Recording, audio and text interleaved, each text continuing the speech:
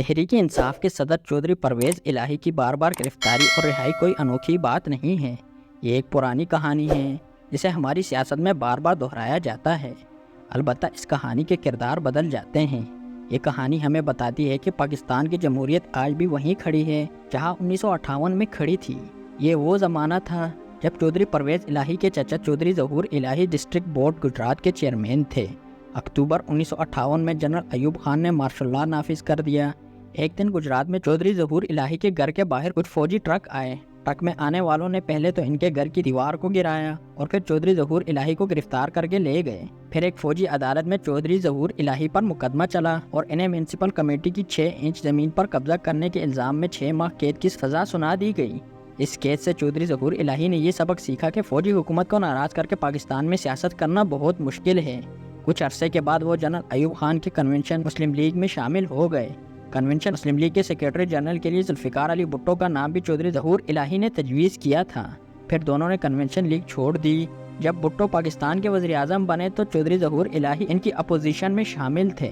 چودھری ظہور الہی پر پنجاب کے مختلف تھانوں میں 100 سے زائد مقدمات درج کیے گئے۔ جب انہیں کسی عدالت سے ضمانت مل جاتی تو انہیں defence of Pakistan rules DPR کے تحت گرفتار کر لیا جاتا۔ ایک دن DPR کے تحت مقدمے میں چودھری ظہور الہی کو ضمانت مل گئی تو گجرات پولیس کے ایک تھانے دار نے چودھری صاحب کو بھینس چوری کے مقدمے میں گرفتار کر لیا۔ تھانے دار نے کمال یہ کیا کہ چودھری ظہور الہی کے ڈیرے پر بندھی ہوئی ایک بھینس کو مال مسروقہ قرار دے کر قبضے میں لیا اور برآمدگی بھی ڈال دی۔ لاہور ہائی کورٹ نے چودھری ظہور الہی کی ضمانت منظور کر کے ان کی رہائی کا حکم دیا تو ان کے گھر سے اسلحہ برآمد کر کے نیا مقدمہ بنا دیا گیا۔ اس مرتبہ انہیں گرفتار کر کے کولو پہنچا دیا گیا۔ ان کے بھائی چودھری منظور الہی نے ان کی گرفتاری کے خلاف سپریم کورٹ میں درخواست دائر کی۔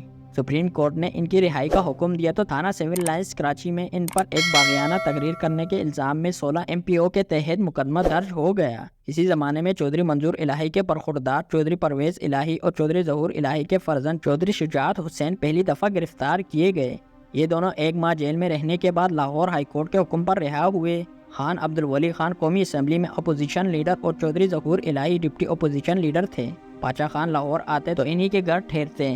چودھری پرویز الہی اور چودھری شجاعت حسین نے ہوش سنبھالا تو اپنے بزرگوں کو ولی خان، اوس بخش پزنجو، اکبر بٹی، مولانا مفتی محمود، حبیب جالب اور استاد دامن کی خدمت کرتے دیکھا۔ 5 جولائی 1977 کو جنرل ضیاء الحق نے مارشل لاء نافذ کیا تو چودھری ظہور الہی جیل میں تھے۔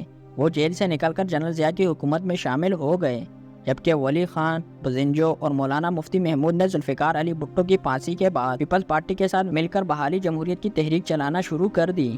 25 ستمبر 1981 کو بھٹو کو پھانسی کی سزا سنانے والے جج جسٹس مولوی مشتاق حسین اور چودھری ظہور الہی ایک ہی گاڑی میں کہیں جا رہے تھے کہ ان پر حملہ کر دیا گیا۔ اصل نشانہ جسٹس مولوی مشتاق حسین تھے، لیکن چودھری ظہور الہی گولیاں لگنے سے شہید ہو گئے۔ اس واقعے کے بعد چودھری منظور الہی نے خاندان کو سنبھالا۔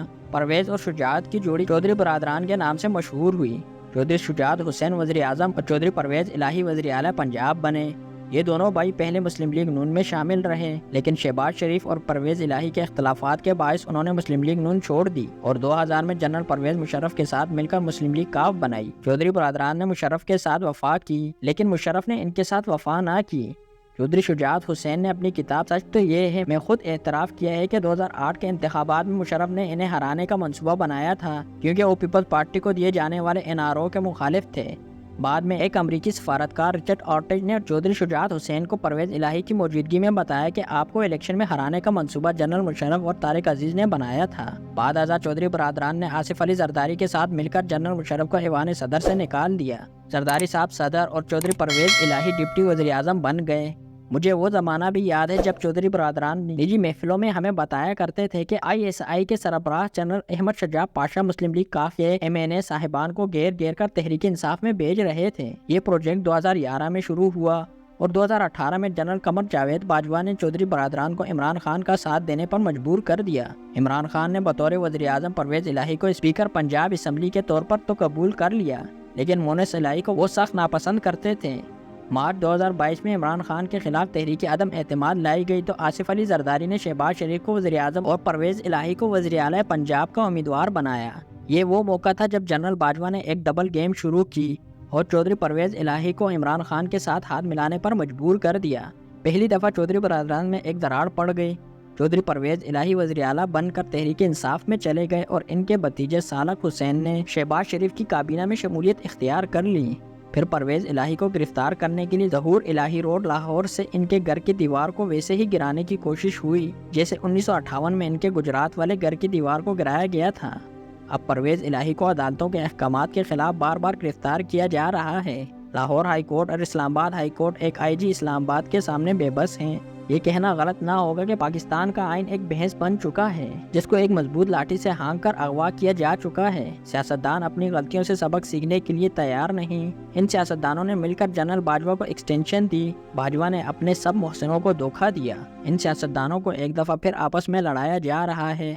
جھوٹے مقدمات قائم کیے جا رہے ہیں۔ کل مسلم لیگ نشانہ تھی، آج تحریک انصاف نشانہ ہے اور مستقبل میں کوئی اور نشانہ ہوگا۔ ان سیاستدانوں کو مل کر اس آئین کو بازیاب کرانا ہے جو آج کل لاپتہ ہے۔ آئین پر عمل درآمد ہوگا تو پاکستان میں استحکام آئے گا۔ آئین کو چودھری ظہور الہی کی بھینس بنانے والے ایک دن پچھتائیں گے۔